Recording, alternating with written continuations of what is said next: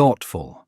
Long before cats curled up on our couches or starred in internet videos, they walked beside emperors, warriors, and priests. In the ancient world, cats weren't simply animals. They were powerful symbols, spiritual guardians, and sometimes even gods. Let us begin in ancient Egypt, the civilization most famously associated with feline reverence. In the dry deserts and along the life-giving Nile, cats were more than pets. They were solemn, sacred protectors. Admiring. The goddess Bastet, depicted with the head of a lioness or domestic cat, embodied the spirit of motherhood, protection, and grace. Bastet was not only a household guardian, but also a fierce protector in battle, merging femininity and power. Egyptians believed cats possessed magical energy. They were thought to guard the home against evil spirits and disease. A cat's mere presence was seen as a awe-struck, spiritual shield. Serious. Harming a cat, even by accident, was a grave crime. Historical records tell of entire families mourning a deceased cat as if it were a human child. Some households even shaved their eyebrows in grief, and many buried their cats with offerings and prayers. In wealthier homes, cats were pampered. They wore golden earrings, beaded collars, and dined on fine cuts of meat. And in death, many were mummified just like royalty, wrapped in linen, placed in decorated coffins, and entombed in sacred cat cemeteries. Surprised, one such site in Saqqara contained over 300,000 mummified cats. Surprised, cats even held a political presence. In a war with Persia, it's said that Persian soldiers carried cats into battle, knowing Egyptian warriors would hesitate to strike for fear of harming the animals. That's how deep the reverence ran. Moving east to Mesopotamia, the cradle of civilization, we find cats not worshipped but deeply respected. Here their role was thoughtful, practical, yet essential, protecting grain stores from rats and mice. In bustling cities like Ur and Babylon, cats earned their keep. They were a quiet but critical part of urban survival. Without them, food security was at risk. Some clay tablets even show illustrations of cats sitting near food supplies, a subtle but clear sign of their value. Thoughtful. In ancient China, cats were embraced not just as rodent hunters, but as spiritual protectors and bringers of good fortune. Taoist monks believed cats could sense unseen energies. They were often found in temples and libraries, where they were thought to guard sacred texts from both pests and spirits. A Chinese proverb says, "A cat in the house brings happiness." Cats were painted into script. In India, cats appeared in early fables and mythology. The Panchatantra, a collection of ancient Indian animal tales, often featured cats as clever and mysterious characters. Some Hindu texts mention cats as companions of wise sages, keeping watch in silence. In ancient Rome, cats gained popularity for their independence and elegance. Unlike dogs, which were seen as loyal and obedient, cats were admired for their grace and aloofness. Roman households often kept cats for pest control, but they also began appearing in art and jewelry. Roman soldiers and traders carried cats with them across the empire, spreading feline presence into Gaul, Britannia, and Germania. Archaeological findings in Roman villas have uncovered cat skeletons and mosaic tiles depicting playful kittens. Even in Greece, although dogs were more favored, cats had their place. The philosopher Heraclitus once compared the silent patience of cats to human introspection. That admiration for feline poise quietly endured. What connects all these ancient civilizations is a simple truth. Cats were never truly domesticated by force. Unlike horses or cattle, cats chose to live alongside humans. They came for warmth, food, and safety, but stayed for thousands of years because we, in turn, welcomed them. Not as slaves or beasts of burden, but as equals. And that is perhaps their greatest mystery. From desert temples to stone scroll libraries, from battlefield tactics to bedtime stories, cats were there, watching, listening, surviving. They weren't just part of history, they helped shape it. The Dark Age of Cats. As empires fell and the light of classical knowledge dimmed, a long shadow settled over Europe. It was the beginning of what we now call the Middle Ages, an age of fear, fire, and superstition. For cats, it was a dangerous time. In contrast to the reverence of ancient Egypt, medieval Europe came to see cats, especially black ones, as sinister beings. The Church, grappling with growing fears of heresy and the unknown, began to associate cats with paganism, witchcraft, and even the devil himself. Black cats in particular were thought to be witches' familiars, demonic creatures that served sorcerers.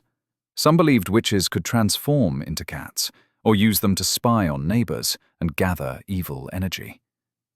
Papal bulls from the 13th century explicitly condemned cats, especially during the reign of Pope Gregory IX.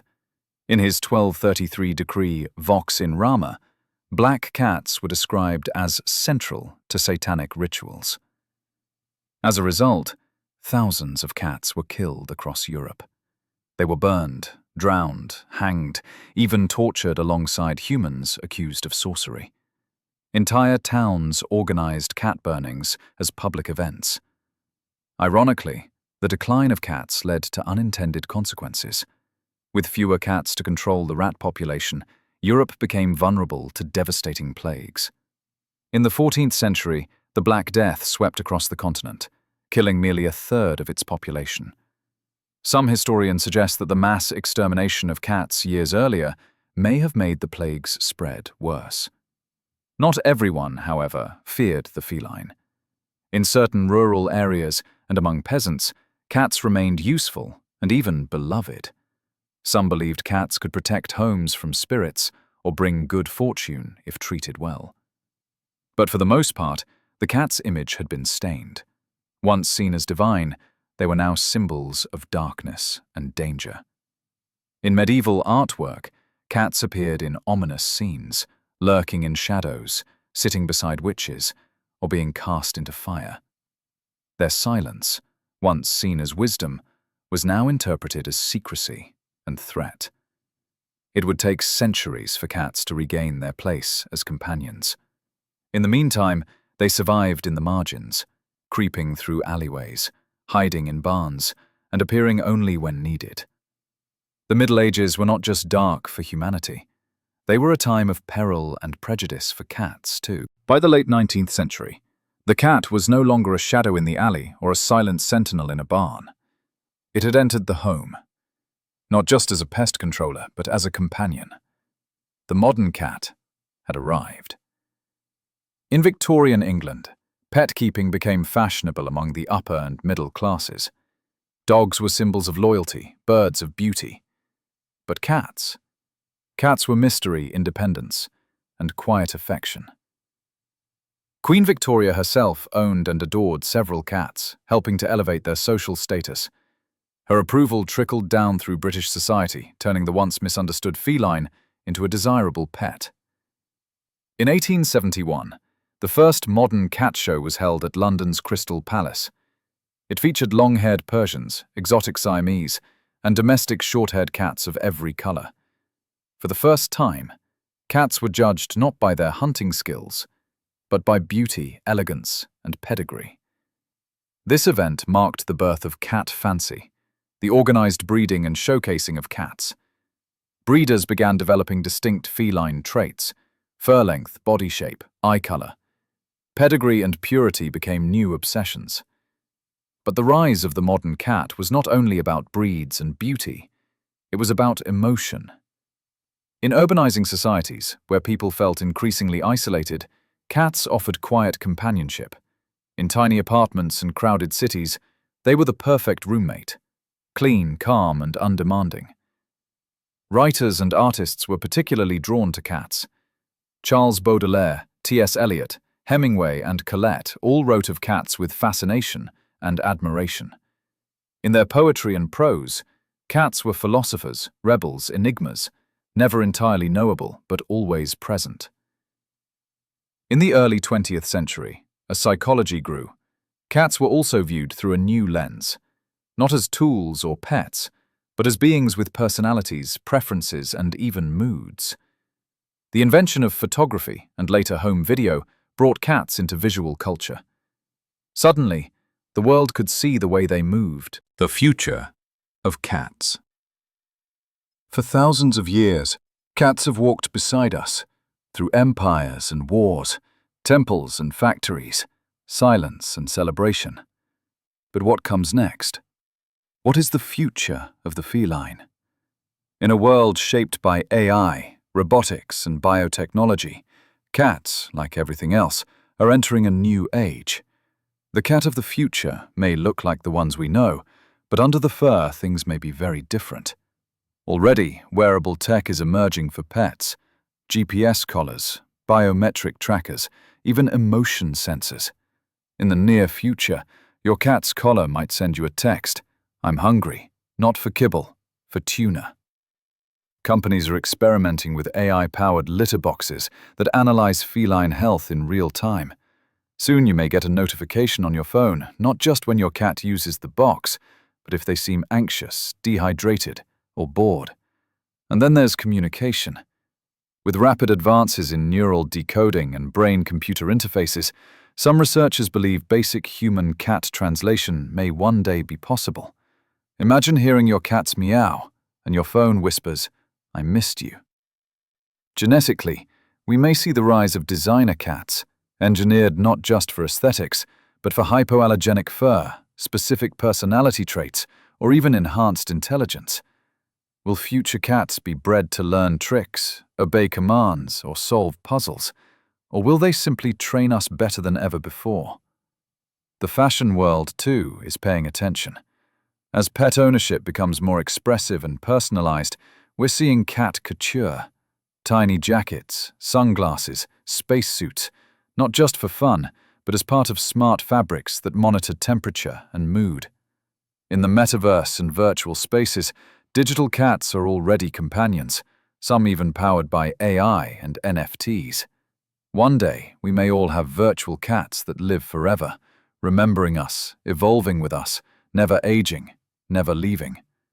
Yet, amid all this futurism, beneath the lasers, trackers, and neural links, one truth remains. Cats don't change for us.